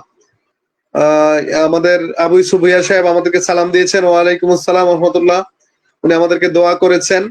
আমাদের এমডি ফরিদ ভাই, উনি সৌদি আরবে অবস্থান করছেন, উনি বলছেন আলহামদুলিল্লাহ। জি ফরিদ ভাই, আশা রাখি আপনি ভালো আছেন। আরেকজন হচ্ছেন আমাদের প্রবাস কথায় অংশগ্রহণ করেছিলেন সৌদি আরব প্রবাসী শামীম খান, যিনি একজন মানবিক কর্মী, মানবতার অনেক দৃষ্টান্ত উনি রেখে যাচ্ছেন। উনি আমাদেরকে দোয়া করেছেন যেন আল্লাহ তাআলা আমাদের নেক হায়াত দান করেন, আমরা যেন মানবিক কাজ করে যেতে পারি। এবং আজকের আয়োজনকে উনি অসাধারণ বলেছেন। উনি সবসময় আমাদেরকে উৎসাহ দিয়ে থাকেন। প্রিয় ভাইয়ের প্রতি কৃতজ্ঞতা, আল্লাহ তাআলা যেন ওনাকেও হায়াত দারাজ করেন এবং সকল প্রবাসীদেরকে আল্লাহ তাআলা যেন ভালো রাখেন, আমরা দোয়া করছি। আমাদের সাথে আরো আছেন ফরহাদ ভাই, উনি দেখছেন হচ্ছে আপনি মালয়েশিয়া থেকে আমাদের সাথে জয়েন হয়েছেন। তারপরে এমডি ইউসুফ, উনি সালাম দিয়েছেন। ওয়ালাইকুম আসসালাম রহমতুল্লাহ। আরেকটি পেজের নাম হচ্ছে কুমিল্লা জামাত শিবির নেটওয়ার্ক, ওনারা বলেছেন আলহামদুলিল্লাহ মাশাআল্লাহ। জি ধন্যবাদ আপনাকে। এমনি করে অনেক ভাইয়েরা আসলে আমাদের লাইভটিতে অংশগ্রহণ করেছেন, যারা এখন দেখছেন বা পরবর্তীতে দেখবেন, আপনাদের সকলের প্রতি কৃতজ্ঞতা। এমডি কাউসার ভাই, উনি আমাদেরকে সালাম দিয়েছেন। ওয়ালাইকুম আসসালাম রহমতুল্লাহ। এমনি করে আরো অনেক ভাইয়েরা লাইভটিতে আছেন, সকলের কমেন্টস নিতে না পারার জন্য দুঃখ প্রকাশ করছি, যেহেতু আমাদের অতিথি রয়েছেন, ওনার কথা আমরা শুনবো। আমরা মূলত যারা লাইভটি দেখছেন, আমরা মূলত প্রফেশন, এই কাজটি আমাদের কোনো প্রফেশন নয়, প্রফেশনাল কাজ নয়, এটা হচ্ছে আমাদের এই আবেগ, অনুভূতি, প্রবাসীদের সাথে আমাদের সম্পর্ক বৃদ্ধি, আমার প্রবাসী ভাইরা কেমন আছেন, আমাদের আত্মীয় স্বজনকে জানানো, দেশের মানুষকে জানানো, তাদের সুযোগ সুবিধা, পাশাপাশি আমাদের যারা নতুন করে প্রবাসে যাবেন তাদেরকে কিছু নতুন আইডিয়া দেওয়া, সব মিলিয়ে এই আয়োজনটি হচ্ছে আন্তরিকতা এবং সম্পর্ক বৃদ্ধির অনুষ্ঠান। প্রবাসে থাকি, আমেরিকাতে থাকি, কানাডায় থাকি, ইতালি থাকি, বাংলাদেশে থাকি, যে যেখানেই থাকি, আমরা যেন আমাদের হৃদয়টা যেন একসাথে থাকে, আমরা যেন এক হয়ে চলতে পারি, এক হয়ে থাকতে পারি। আমরা অতিথির কাছে চলে যাচ্ছি। আমি এই মুহূর্তে প্রিয় ভাই আপনার কাছে জানতে চাচ্ছি, আমরা আসলে প্রবাসে আপনারা অনেক শ্রমের বিনিময়ে অর্থ উপার্জন করেন, ক্ষেত্রে এই আপনাদের এই উপার্জন, যেমন আপনি সবচেয়ে বিশ্বাস করবেন কাকে? আপনার সহধর্মিনীকে। সবচেয়ে বিশ্বাস করবেন কাকে? আপনার মা বাবাকে। সবচেয়ে বিশ্বাস করবেন কাকে? আপনার ভাই বোনকে। তো সেই ক্ষেত্রে এমন অনেক অভিযোগ রয়েছে যে আসলে এই উপার্জনের, এই কষ্টের টাকাগুলো প্রবাসীদের এই উপার্জনটা আমরা, আমাদের অভিভাবকরাও সঠিকভাবে কোনো কোনো ক্ষেত্রে সঠিকভাবে ব্যয় করেন না বা তাকে বুঝিয়ে দেন না। আবার অনেক ক্ষেত্রে অনেক সহধর্মিনীরা বিশ্বাসঘাতকতা করেন বা প্রবাসীর সাথে আপনার এই উপার্জনের এই অর্থ সে অন্য কোথাও ইনভেস্ট করে, পরবর্তীতে সে মানে কি বলবো, যে সে প্রতারণা করে থাকেন, যে সে এই পরিবার থেকেই চলে যান। মানে এমন ঘটনাগুলো আমরা দেখে থাকি। এ বিষয়ে আমি আপনার থেকে জানতে চাই, আসলে মানে বিষয়টা আপনাদেরকে কতটা কষ্ট দেয় বা পীড়া দেয়, বা এরকম কোনো অভিজ্ঞতা কি আপনার রয়েছে কিনা? না না, এটা স্বাভাবিক ফয়েজ ভাই, এটা স্বাভাবিক। মানুষ, আমরা তো সমাজে বাস করি, আমরা সমাজেই বাস করতে হবে। যে ঘটনাগুলো, যে কথাগুলো আপনি বললেন দুইটা পক্ষ থেকে, একসাথে বেড়ে ওঠা, মা বাবা ভাই বোনদের সাথে, বা পরবর্তীতে বিবাহ বন্ধনে আবদ্ধ হওয়ার পর তার ওয়াইফের সাথে, এটা হয় অনেক ক্ষেত্রেই দেখা গেছে। তো আমার পরিবার থেকে, আমার ভাই বোন, মা বাবা, এদের কাছ থেকে আমি কোনো কিছু পাইনি। আমি কোনো কিছু পাই নাই। যে একটু ডোপলেমিসি করা বা আগে পিছনে 19-20 করা, বা সামনে এক ধরনের কথা বলা, পেছনে আরেক ধরনের চিন্তা ভাবনা করা, আমার মা বাবা ভাই বোন বা আমার আত্মীয় স্বজনদের কারো কাছ থেকে এই ধরনের খুব একটা কিছু পাই নাই আমি। তো আমার জীবনে একটা অ্যাক্সিডেন্ট ঘটে গেছে হলো আমার অন্যদিকে। আপনাদেরকে বলা হয় নাই আমি বিবাহিত, আমার একটা মেয়ে আছে। মেয়েটা হচ্ছে এবার এসএসসি পরীক্ষা দিচ্ছে, কিন্তু মেয়েটা যে এসএসসি পরীক্ষা দিচ্ছে, মেয়ের মা আমার সাথে নাই। মেয়েটা ওখানেই থাকতেছে, কিন্তু আমি, মেয়েটা যে ওখানে থাকে সেজন্য আমি মেয়েটার জন্য প্রতি মাসে, কোনো মাসে 20,000 টাকা, কোনো মাসে 25,000 টাকা, কোনো মাসে 30,000 টাকা, মানে 20 থেকে 30,000 টাকার মধ্যে তাকে আমার দিতেই হয়। তো এই বছর সে ইন্টার দিচ্ছে, আগামী রোববারে 17 তারিখে হচ্ছে তার পরীক্ষা শেষ। পরে প্র্যাকটিক্যাল গুলো আছে। 17 তারিখে থাকতো না, ওই যে বিমান উত্তরায় যে মাইলস্টোনে যে বিমান দুর্ঘটনা হলে একটা পরীক্ষা পিছিয়ে দিছিল, সেই পরীক্ষাটাই 17 তারিখে হচ্ছে। এই হচ্ছে আমার পারিবারিক স্ট্যাটাস। আমি এখন সিঙ্গেল ফাদার।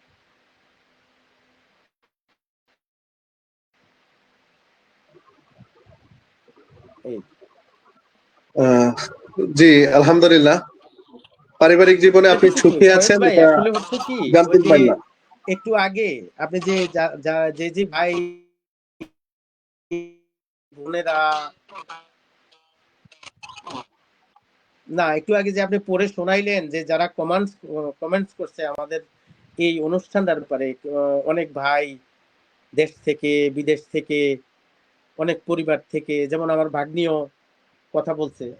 তো আপনাদের মাধ্যমে সবাইকে আমার পক্ষ থেকে আন্তরিক ধন্যবাদ। জি, অবশ্যই।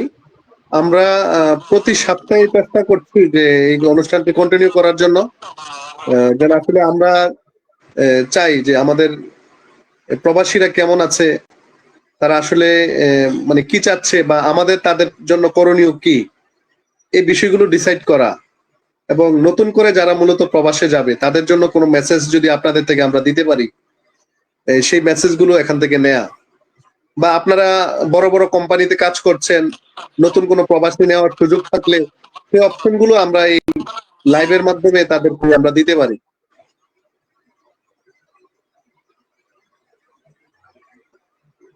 বললেন যে প্রবাসী, প্রবাসী বলে যে শব্দটা আপনার আহ, ওখান থেকে এসে আমরা যে এখানে কাজ করি, মানে আমার আমি তো মনে করেন যেভাবেই হোক, যেন তেন ভাবে বয়স্ক একটা লোক, হ্যাঁ, আমার কিন্তু ওই যে একটু আগে ইঞ্জিনিয়ার ইয়ে আপনার তোফাজ্জল ভাই, আমি বলছিলাম আপনাকে যে তোফাজ্জল ভাই যে এলাকাটাতে ছিল, তোফাজ্জল ভাইরা 90-র দশকে যাদের সাথে এখানে চলাফেরা করছিল, যেই লোকগুলার সাথে, এরা কিন্তু এখন এই এলাকার মাথা, বাঙালি কিন্তু এই এলাকার মাথা।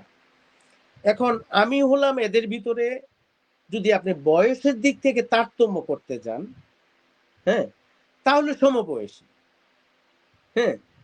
আর যদি এজটাকে ওইভাবে ধরেন যে প্রবাস জীবন, তাদের প্রবাস জীবন, আমার প্রবাস জীবন, সেক্ষেত্রে ওনারা হচ্ছে বৃদ্ধ, আমি হচ্ছি কিশোর, প্রবাস জীবনের ক্ষেত্রে যদি আপনি মূল্যায়ন করেন। আর এমনি বয়সের দিক থেকে তারতম্য করতে গেলে ওনারাও মুরব্বী, আমিও মুরব্বী শ্রেণী। কারণ একটা লোকের যখন 50-এর আশেপাশে জায়গা বয়স, একটু বেশি একটু কম, এরা ওই কাতারেই পড়ে। কিন্তু বিদেশে আসলে আমার অনুরোধ থাকবে, আজকের যে আমাদের ছেলে মেয়েরা, আমার মেয়েও যেহেতু ইন্টার পরীক্ষা দিচ্ছে, তো আজকের যে ছেলে মেয়েরা বা আমাদের ভাগিনা ভাতিজা যারা আসে, তাদের কাছে আমার একটাই মেসেজ থাকবে, ওরা যেন টেকনিক্যাল কোনো কিছু শিখে আসে। টেকনিক্যাল কিছু কোনো কিছু যদি না শিখে এখানে আসে, তাইলে তার অনেক ঝামেলা হয় ভাই, অনেক ঝামেলা হয়। যেমন আমি একটা রুমের ভিতরে এখন একা বসে কথা বলতেছি আপনার সাথে, হ্যাঁ, আপনারা আমার কথাগুলা কতটুকু শুনতেছেন বা কতটুকু ফ্রিডম নিয়ে আমি কথা বলি, স্বাচ্ছন্দ্যের সাথে কথা বলি, আমার কোনো পিছু টান নাই, হ্যাঁ, এই জিনিসটা কিন্তু আপনারা বুঝতে পারতেছেন। কারণ এটা বুঝতে হলে হার্ভার্ড থেকে গিয়ে পিএইচডি করা লাগে না একটা মানুষের। আর আমরা যখন প্রথমে বিদেশে আসি, আসার পর এরকম একটা রুমের মধ্যে 4টা অ্যাঙ্গেলে যখন ছোট ছোট 4টা ইয়ে দেয়, সিট আমরা বসাই দেই, হ্যাঁ, থাকার জন্য, এই লোকগুলা থাকে, কাউকে না কাউকে ভাড়া দেয়। আবার যেমন আমরা 3জন মানুষ এখানে, ফয়েজ আহমেদ ভাই, তারপরে আরিফ নায়েক ভাই, আমি, ইঞ্জিনিয়ার তোফাজ্জল ভাই, আমরা 4জন, হ্যাঁ, 4জন রাতে ঘুমাইছি, সকালে আমরা উঠে কাজে যাব। এখন আমার যেমন অফিস টাইম হচ্ছে সকাল 8টায়, আপনারও অফিস টাইম 8টায়, আরিফ নায়েক ভাইয়েরও অফিস টাইম 8টায়। তো এখন সঙ্গত কারণেই আমি 8টায় যদি অফিসে যাই, আমি 7টায়, 7টা 10 মিনিটে বা 7টা 15 মিনিটে, 7টা 20 মিনিটে, সর্বোচ্চ 7:30টার সময় আমি ঘুম থেকে উঠবো না। উঠার পর যখন আমি টয়লেটের সামনে যাব, অফিস আমারও 8টায়, আপনারও 8টায়, আরিফ সাহেবেরও 8টায়, তোফাজ্জল সাহেবেরও 8টায়।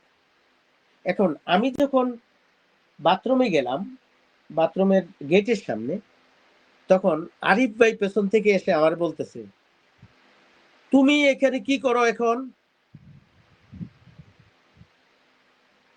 তুমি এখানে কি করো এখন? ভাই বাথরুমে যাব, ডিউটিতে। তোমার এই সময়ে এখানে আইতে কইছে কে?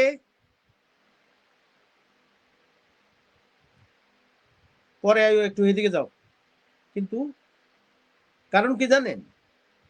ওই ভদ্রলোক এখানে আসছে, যাকে বলল তার 5 বছর বা 6 বছর বা 7 বছর আগে, এখন সে সিনিয়র। অফিস তারও 8টায়, আমারও 8টায়। এখন আমি 7:30টায় ঘুম থেকে উঠলাম কেন? এটা আমার অপরাধ। আর হ্যাঁ কেন 7:30টার সময় উঠলো, এটা তার কোনো সমস্যাই না। এই যে ছোট ছোট জিনিসগুলো কিন্তু অনেক ছোট। যখন মনে করেন দুপুরবেলা আমাদের এখানে রোববারে আমার চোখে যেগুলা লাগছে এই কথাগুলো বলতেছি, আমি কিন্তু কাউকে শরম দেওয়ার জন্য বা কাউকে ছোট করার জন্য, কাউকে বড় করার জন্য বা কাউকে একটু তেল মাখার জন্য, এটার জন্য না। জিনিসটা যেটা চোখে লাগলো ওইটা আমি বলি। ধরেন রোববারে আমাদের ছুটির দিন, তো রোববারে ছুটির দিন হইলে কেউ জামা কাপড় নিজের হাতে ধোয়, কারোর ওয়াশিং মেশিন আছে, আবার কেউ দেখা গেছে এক ব্যাগ কাপড় হইলো, এখনো কিন্তু ওই বিভিন্ন জায়গায় ওয়াশিং মেশিন আছে যেখানে 2 টাকা 5 টাকা দিলে ওরা ওয়াশ করে দেয়। তো এখন দুপুরবেলা সবাই তো বাসায়, টেবিলে খাবার দিছে, খাবার তো আপনার বাটিতে করে দেয় আমাদেরকে, নাইলে আমাদের যে চরিত্র যদি মনে করেন আপনার পাতিল সামনে থাকে তাইলে সমস্যা। কি সমস্যা? যিনি 6 বছর আগে আসছে এখানে, ওনার হলো যে একটু রুচি ভালো, আর আমি মনে করেন 3 মাস হয় আমি আসলাম, আমার একটু রুচি কম। অথবা মনে করেন 10 জন লোক আমরা এই ঘরটাতে থাকি, এটা কিন্তু একটা টর্চারিং। আমরা এক জায়গা থেকে আসছি, একটা জায়গা থেকে। এই জিনিসগুলো আসলে মডিফাই হওয়া দরকার। মডিফাই কি কে করবে? কে করবে? একটু আগে যে আমি আপনাকে বললাম যে আমার এইখানে আমি যেখানে থাকি তোফাজ্জল ভাইদের বন্ধু বান্ধব, উনি লাইভটা শুনতেছে দেখতেছে, ওনারও কোনো বন্ধু বান্ধব দেখতেছে শুনতেছে, মনোকষ্ট যেতে পারে। আমি মনোকষ্ট যাওয়ার জন্য বলি নাই, বলে দিছি আমি এই জিনিসগুলো মডিফাই হইতে হবে। মডিফাই হইতে হবে কেন? যে লোকগুলা এখন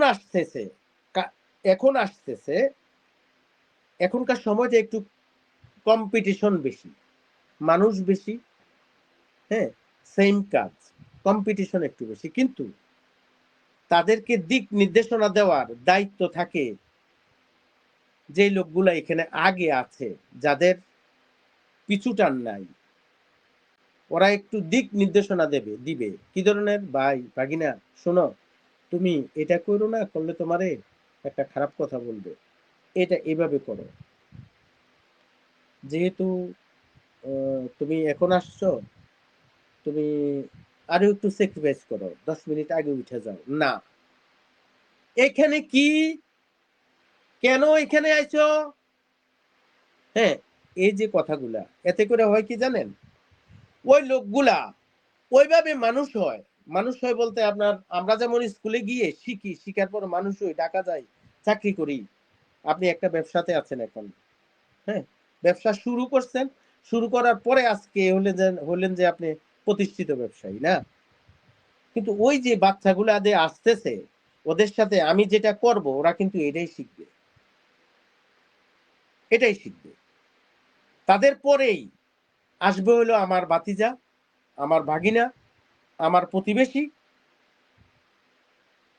ওরা যেগুলা লাইন ধরে আছে আসার জন্য, তাদের আগে কিন্তু এখন আজকে যে যারা ঠেলা ধাক্কা খাইতেছে ওরা আসছে, ওরা যেভাবে মানুষ হইতেছে ঠিক ওরা ওই আচরণটাই করবে পরের গুলার সাথে।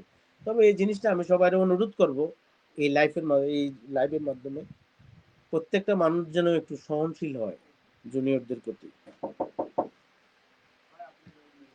একটু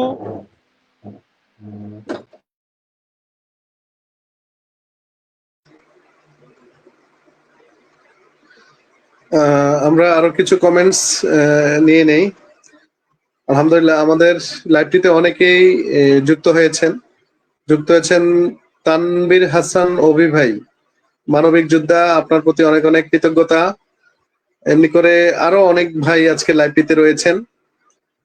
বিশেষ করে আমরা এখানে অনেকের কমেন্টস নিতে পারিনি আজকে, যেহেতু আমাদের অতিথির কথা শুনতে হবে, সেই সূত্র ধরে আমরা যতটুকু পেরেছি চেষ্টা করেছি কিছু কমেন্টস নেওয়ার জন্য।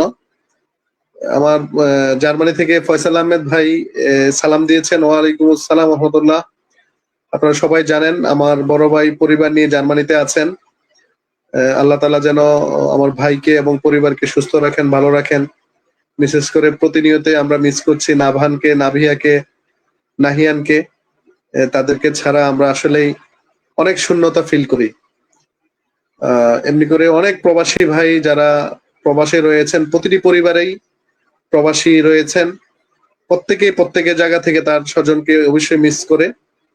তার ধারাবাহিকতায় আমরাও আমাদের ভাইদেরকে, আমাদের সন্তানদেরকে অনেক মিস করি। আমাদের শফিউল্লাহ সাফি সৌদি আরব থেকে দেখছেন, সালাম দিয়েছেন। ওয়ালাইকুম আসসালাম রহমতুল্লাহ। জি আলহামদুলিল্লাহ আমরা ভালো আছি, আল্লাহ শুক্রিয়া।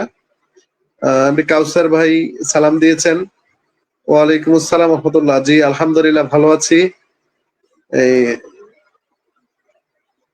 আরো অনেক ভাইয়েরা লাইভটিতে আছেন, বিশেষ করে এখন যারা লাইভটি দেখছেন প্রবাসী ভাইয়েরা, এই আপনাদের যথার্থে বলতে চাই আপনারাও আমাদের লাইভটিতে অংশগ্রহণ করতে পারেন, অতিথি হিসেবে আসতে পারেন। আমাদের লাইভের অতিথি হওয়ার জন্য আমাকে শুনতে শুধু পাচ্ছেন? সকল ব্যক্তি হতে হবে না, শুনতে পাচ্ছি। আমাদের লাইভটিতে অংশগ্রহণ করার জন্য আপনি শুধু প্রবাসী হলেই হবে। আপনি একজন প্রবাসী মানে আপনি আমাদের অতিথি। এখানে সফল ব্যক্তি রয়েছেন, কেউ জীবন যুদ্ধ করছেন, কেউ সফলতা অর্জন করতে পারেননি। আমাদের কাছে এটা বিবেচ্য বিষয় নয়। আমাদের কাছে বিবেচ্য বিষয় হচ্ছে আপনি প্রবাসী রয়েছেন, আপনার সুখ, দুঃখ, কষ্ট সবকিছু আমরা জানতে চাই, আমরা জানতে চাই। জি তার ভাই আপনি কন্টিনিউ করেন।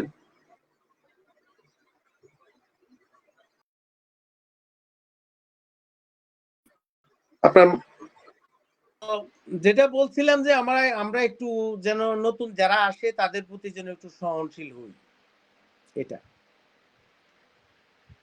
আর হচ্ছে আপনাদেরকে বলা হয় নাই আমি এখন কি কাজ করি, জি জি জি প্লিজ। কথাটা একটু বলি।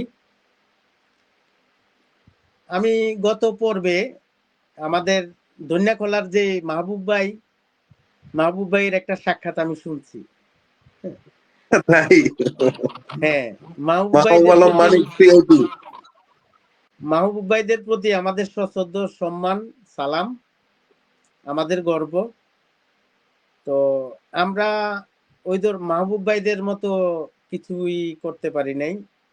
আমরা এখনো চেষ্টা করে যাচ্ছি।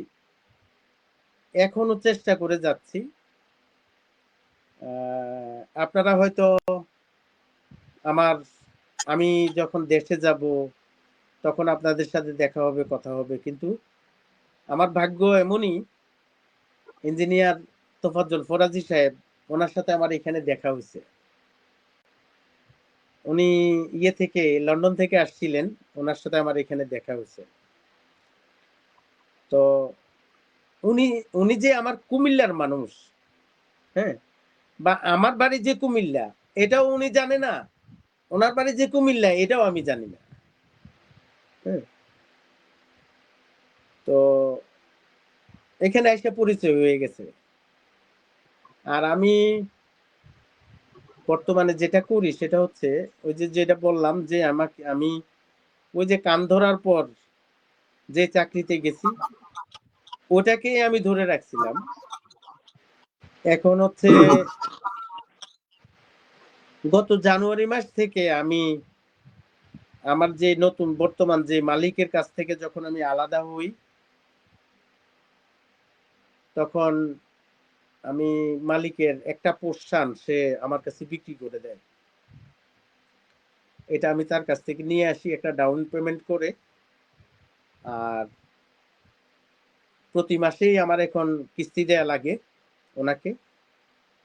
এটা শেষ হবে হলো আপনার 2030 সালে গিয়ে। আর কাজটা হচ্ছে ইতালিতে। আমি তো অনেকদিন বাংলাদেশে নাই, বলতে পারবো না এখনকার বর্তমানে স্ট্রাকচারটা কিরকম। এখানে হচ্ছে আপনার গভর্নমেন্টের সরকারি একটা অর্গানাইজেশন আছে যারা শহরটাকে পরিষ্কার রাখে। সিটি কর্পোরেশন পরিষ্কার যে রাখে, এটার গভর্নমেন্টের একটা পোর্শন আছে, আরেকটা পোর্শন আছে প্রাইভেটে। প্রাইভেটে একটা পোর্শন ওনারা ডিক্লেয়ার করে এখানে দিয়ে দেয়। প্রাইভেট পোর্শনটা নেয় হচ্ছে হলো আপনার ভালো লোক না এরা। বাংলাদেশে যেরকম জুটের ব্যবসা করে, যে জুটের ব্যবসা করে ওরা যেরকম আমাদের দৃষ্টিতে বা অনেকের দৃষ্টিতেই ওরা যেমন খুব পরিষ্কার লোক না,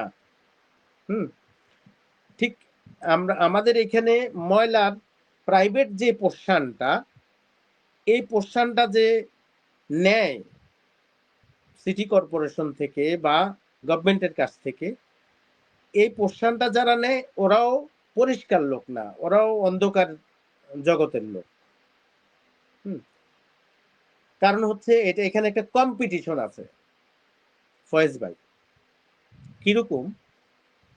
ধরেন আমার এলাকায় 200 গার্মেন্ট ফ্যাক্টরি আছে। 200 গার্মেন্ট ফ্যাক্টরি আমার চিন্তাধারা, 200 গার্মেন্ট ফ্যাক্টরি আমার লাগবে। কারণ হচ্ছে 200 গার্মেন্ট ফ্যাক্টরি যদি হয়, তাহলে আমি আমার এখানে 200টা ফ্যাক্টরি আমার এখানে কন্ট্যাক্ট করবে তার ময়লাগুলা পরিষ্কার করার জন্য। এখন সর্বপ্রথম যখন সে আমার এখানে ময়লা পরিষ্কার করার জন্য তার ফ্যাক্টরির ময়লাটা কি, মনে করেন একটা আপনার যেরকম একটা প্রতিষ্ঠান আছে, আপনার প্রতিষ্ঠানের দেখা গেছে যে নতুন যখন একটা ডেলিভারি আপনার এখানে চালান আসে, জিনিসগুলোকে আপনি খুলে রাখতে হয় না, এটা থেকে কিন্তু একটা কার্টুন বের হয় না। নতুন মালটা যখন বাইর করেন তখন তো কার্টুনটা অবশ্যই বের হয়। কার্টুনটা তো আপনি রাখেন, কেউ না কেউ নিয়ে যায়, বিক্রি করেন বা সিটি কমুনাকে দেন বা যাকেই দেন তো। তো আপনার প্রতিষ্ঠানটা এরকম একটা আইন আছে, আপনার প্রতিষ্ঠানটা একটা বেসরকারি কোম্পানির কাছে আপনার এই ময়লাটা, যে কার্টনটা বের হইলো আপনার জন্য কার্টন বের হইছে, কিন্তু রাষ্ট্রের জন্য হচ্ছে এটা একটা ময়লা। আপনি এগুলা পরিষ্কার করার জন্য প্রাইভেট একটা কোম্পানির কাছে হইলো যে আপনি কন্ট্যাক্ট করতে হবে, বাৎসরিক কন্ট্যাক্ট। এটা তো কন্ট্যাক্ট করতে গেলে আমি একটা কন্ট্যাক্ট করে দিব আপনাকে, আপনি আমাকে এই বছরের জন্য 200 ইউরো দিবেন। এখন ময়লা আপনি আমাকে দিয়ে ফালান আর না ফালান, আমার গাড়ি ওখানে যাক না যাক, আপনি আমার এরিয়াতে আছেন, আমার এখানে কন্ট্যাক্ট করছেন, আমাকে বছর শেষে 200 টাকা দিতে হবে বাধ্যতামূলক। তাহলে এটা কি ভালো জিনিস? এটা ভালো জিনিস? আমি যখন মালিকের এখানে কাজ করি তখন আমার ব্যক্তিগত আমার এখানে একটা পাওয়ার আছে। আমার পাওয়ারটা হচ্ছে কি, এখানে অত্র এলাকায় ছোট বড় মিলে বাঙালি 300 ফ্যাক্টরির উপরে আছে, গার্মেন্ট ফ্যাক্টরি। এখন বাঙালিটা চায় কি জানেন, তাহের ভাই যেহেতু ওইখানে আছে, হ্যাঁ, তাহলে আমরা ওইখানে একটু সুবিধা পাবো। সবার কাছ থেকে কেজি নেয় 30 পয়সা, তাহের ভাই যেহেতু আছে আমাদেরকে 28 পয়সা করে দিব মালিককে বলে। হ্যাঁ, এরকম একটা কনফিডেন্টের উপর মনে করেন আমাকে দিয়ে সবাই কন্ট্যাক্টটা করছে। তো এখন মালিকের কাছ থেকে যখন আমি চলে আসছি তার গাড়ি ঘোড়া নিয়ে, সে আমার কাছ থেকে ইয়ে করে দিছে। তো এখন মালিকেরও একটা সাইড দেখতেছে যে আমার এখান থেকে দুই একটা ফ্যাক্টরি সে নিয়ে যাইতে পারে কিনা। আমিও চেষ্টা করি আমার মালিকের যেই এরিয়া সেখান থেকে দুই একটা কাস্টমার ছাড়াই আনতে পারি কিনা। এই হলো অবস্থা। এখন হচ্ছে আমি কি করি, আমার কাজটা হচ্ছে, আপনি আমার কাস্টমার, আপনি একটা বড় প্রতিষ্ঠানের মালিক, আপনার এখান থেকে প্লাস্টিক বের হবে, কার্টন বের হবে, জুট বের হবে, হ্যাঁ, এটা আপনি যখন পরিষ্কার করবেন তখন আমি বা আমার মতো কোনো প্রতিষ্ঠানকে আপনি ফোন দিবেন, হ্যাঁ, যার সাথে আপনার কন্ট্যাক্ট আছে, ওনারা গাড়ি পাঠাবে, ওটা ওখান থেকে নিয়ে আসবে ক্লিয়ার করে, ওজন দিবে, ওজন দিয়ে যেটা আসে বিল এটা আপনার কাছে পৌঁছায় দিবে, আপনি বিলটা দিয়ে দিবেন। আর বছর শেষে 200 টাকা কিন্তু দিতে হবে আপনার। হ্যাঁ, এটা হলো কন্ট্রাক্ট ফি। এই হলো আমার কাজ। এখন আমি মালিকের কাছ থেকে নিয়ে এটা এখানে শুরু করছি হলো জানুয়ারি মাস থেকে। এখন পর্যন্ত আমি প্রতিষ্ঠানের যেই অরিজিনাল কাগজপত্র সেটা আমার হাতে এসে পৌঁছায় নাই। কাজকর্ম চলতেছে, শুরু করছি, ওটা এখনো আসে নাই। আর আমাদের এখানকার নিয়ম হচ্ছে প্রথমে বাংলাদেশের মতোই প্রথমে হবে ট্রেড লাইসেন্স, পরে আপনি করবেন লিমিটেড কোম্পানি, পরে আপনি 1টা 2টা 3টা 4টা 5টা কোম্পানি হলে যেমন আপনি গ্রুপ অফ কোম্পানি করবেন। ঠিক এখানেও এরকম। এখানে ট্রেড লাইসেন্সটাকে বলে দ্বিতীয় নরমাল। একটা ট্রেড লাইসেন্স মানে একটা নরমাল জিনিস। তো এটা পদায়নটা হয় এইভাবে। বাংলাদেশের আপনার বাহিনীগুলাতে যেরকম পদায়ন হয় না, যেমন মেজর থেকে লেফটেন্যান্ট কর্নেল হইতে তার একটা সময় আছে, 2.5 বছর বা 3 বছর। হ্যাঁ, লেফটেন্যান্ট কর্নেল থেকে কর্নেল হইতে একটা সময় আছে 2.5 বছর বা 3 বছর, এরকম আছে না? ইতালিতে হচ্ছে আপনি একটা ট্রেড লাইসেন্স করলেন, এটাকে নরমাল একটা দিত্যা বলে। 5 বছর পরে গিয়ে এটা হলো যে অটোমেটিক্যালি আপনার পারফরমেন্সের উপর আপনি যদি এটাকে ধরে রাখেন, গভর্নমেন্টের সকল ট্যাক্স পরিশোধ করেন, তখন এটা হবে, SRL হবে। বাংলাদেশে যেরকম লিমিটেড হয় না, হ্যাঁ, এই লিমিটেডের মতোই হচ্ছে SRL-টা। এরপরে 5 বছর পরে হয় SPA, হ্যাঁ, এর 5 বছর পরে হয় SAS, তার 5 বছর পরে গিয়ে হলো যে লিমিটেড কোম্পানি। আপনি চাইলেই বাংলাদেশে যেরকম ওই যে আমাদের যেরকম কয়েকদিন আগে আমি একটা শুনছিলাম, ইয়েতে আপনার সাক্ষাৎকারে একটা ছেলে বলছিল, আপনি চাইলেই শিবিরের একটা রোপণ হইতে পারবেন না, স্টেপ বাই স্টেপ আপনাকে আসতে হবে। হ্যাঁ, এই কথাটা বলার উদ্দেশ্য হচ্ছে এটা বোঝানোর জন্য যে আপনি চাইলেই ইতালিতে, আপনি মনে করেন বিলিয়ন বিলিয়ন ইউরোর মালিক, হ্যাঁ, আপনি চাইলেই ইতালিতে গ্রুপ অফ কোম্পানি করতে পারবেন না। হ্যাঁ, আর চাইলেই ইতালিতে আপনি কি রোজ রয়েজ একটা গাড়ি কিনতে পারবেন না, ফেরারি একটা গাড়ি কিনতে পারবেন না। যখন আপনি এই গাড়িটা কিনতে যাবেন তখন আপনার ব্যাকগ্রাউন্ড দেখবে, আপনি এর আগে কি গাড়ি ব্যবহার করছেন, তার আগে কি গাড়ি ব্যবহার করছেন, এরপরে কি গাড়ি ব্যবহার করছেন। এই গাড়ি যে 3-4টা ব্যবহার করে আসলেন, ওইগুলা আপনি কি করেন, ও আপনার ইয়েগুলা, আপনার কাগজপত্র সবকিছু ধাপে ধাপে ধাপে ধাপে আপনার সব পরিষ্কার আছে কিনা। এটা বলার উদ্দেশ্য হচ্ছে যে ভাই, ইঞ্জিনিয়ার তোফাজ্জল ফরাজি সাহেব যে কথা বললো যে আমার চোখের দেখায় আমি দেখছি উনি অমক, উনি তমক, উনি এই হয়ে গেছে, উনি সেই হয়ে গেছে, এটা ওনার একটা, উনি আমাকে মানুষের অভিপ্রায়টা মানুষ ব্যক্ত করে হচ্ছে আমি আপনাকে কি দৃষ্টিতে দেখি,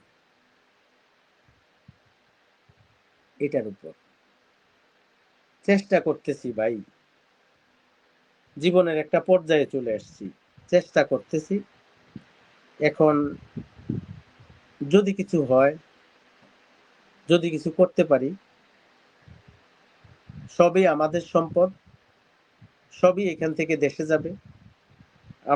আমার পরিবার যেমন উপকৃত হবে যদি হয়, আমি যদি উপকৃত হই, আমার পরিবার উপকৃত হবে, আমার পরিবার উপকৃত হলে আমার সমাজ উপকৃত হবে, আমার সমাজ উপকৃত হওয়ার মানে হইল যে আমি আমার দেশ উপকৃত। সর্বোপরি এটাই চেষ্টা করি। আমরা আসলে প্রতিদিনই চিন্তা করি যে আমরা 1 ঘন্টার মধ্যে লাইভটি শেষ করব, কিন্তু আসলে অতিথির কথা শুনতে গেলে শুনতেই মন চায়, তখন লাইভটি অনেকটা সময় নিয়ে করতে হয়। আমরা সর্বশেষ প্রশ্নে আজকে চলে যাব। যারা দেশ ও প্রবাস থেকে আমাদের লাইভটিতে অংশগ্রহণ করেছেন সকলের প্রতি কৃতজ্ঞতা। আপনারা যেখানে যে দেশে অবস্থান করছেন, আপনাদের সকলের কল্যাণ কামনা করছি। আর যেখানেই থাকবেন মানবিক কাজের সাথে থাকবেন।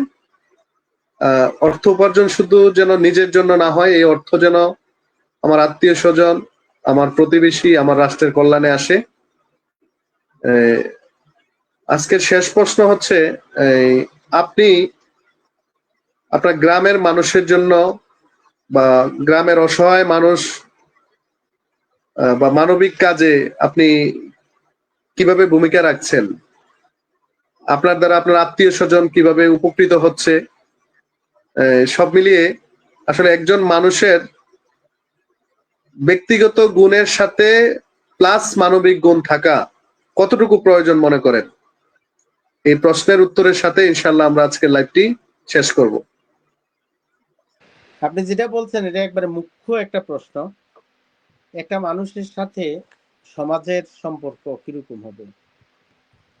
আসলে আমার একটা ধারণা ছিল এরকম, যখন আমি স্ট্রাগলটা করি, ইদানিং ইদানিং আমি 12.5 বছর পরে হলো যে আপনার মে মাসের 20 তারিখে, এই যে লাস্ট মে মাস 20 তারিখে আমি বাড়িতে গেছিলাম। বাড়িতে গিয়ে কামরুল ভাইয়ের সাথে আমার কথা হয়েছে। আমি চাচ্ছিলাম যে আমরা সবাই মিলে যেন একটা বিকালে একদিন একটু চা খাইতে পারি। পরে কামরুল ভাই আর ফোন দিলেন না। আমি আমার একটা ভাই বিয়ে দিলাম, কোরবানি গেল, একটা বোন বিয়ে দিলাম। এরা আবার ধরলো একটু কক্সবাজার বেড়াইতে যাবে। এই সময় শেষ, 1 মাস পরে চলে আসছি। এখন হচ্ছে আমি তো ভাই, আমার জীবনটা যুদ্ধে যুদ্ধে গেছে, তো যতটুকু সম্ভব চেষ্টা করি গ্রামের মসজিদে। আসলে এই জিনিসগুলো বলাও ঠিক না। আল্লাহ পাক নাকি বলছেন যে তোমার ভালো কিছু যদি তুমি করো, ডানাতে থেকে করলে যেন বাম হাত থেকে না জানা যায়। হ্যাঁ, আর যুদ্ধে যুদ্ধে সবকিছু গেছে, তো তবে চেষ্টা করি ভাই বোন আত্মীয় স্বজন আশেপাশে পাড়া প্রতিবেশী পরিচিত জন বা সমবয়সী বন্ধু বান্ধব যে যেখানে আছে সবার খোঁজ খবর নেওয়ার, এতটুকু। এর বেশি কিছু করতে পারি নাই, যুদ্ধ এখনো চলে।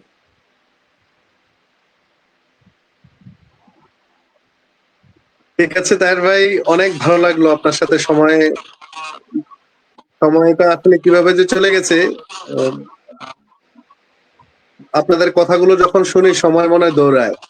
গতকাল এক প্রবাসী ভাইয়ের সাথে বসছিলাম, মনে হয় যে কিভাবে যে 2 ঘন্টা প্রায় সময় চলে গেল বুঝতেই পারিনি।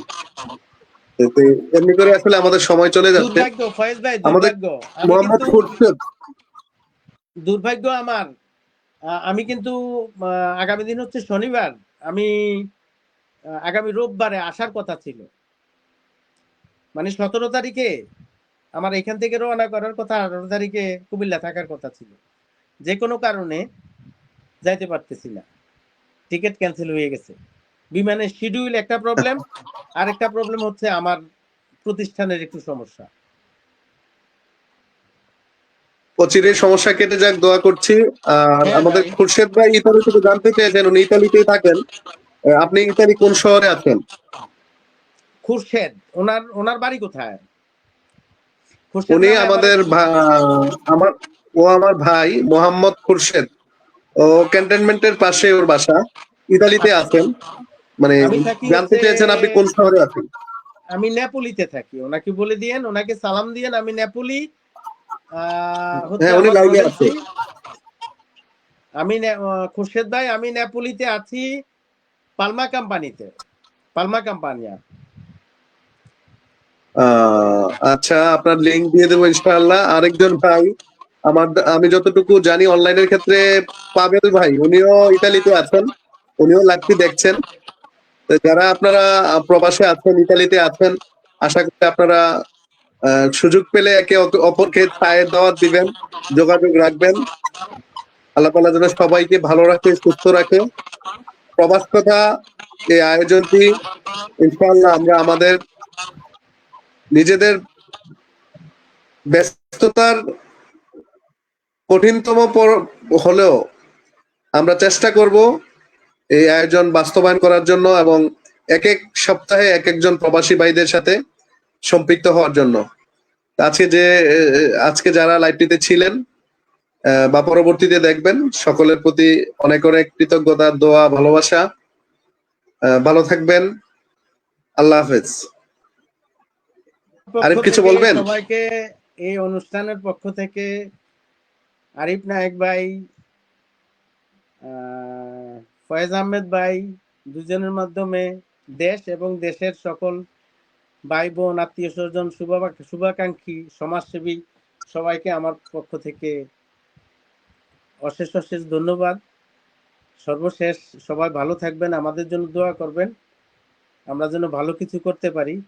আসসালামু আলাইকুম ওয়া রাহমাতুল্লাহি ওয়া বারাকাতুহু। আপনারা এতক্ষণ দেখেছিলেন মুন্সি কোঅপারেশন ফার্নিচার নিবেদিত প্রবাস কথা।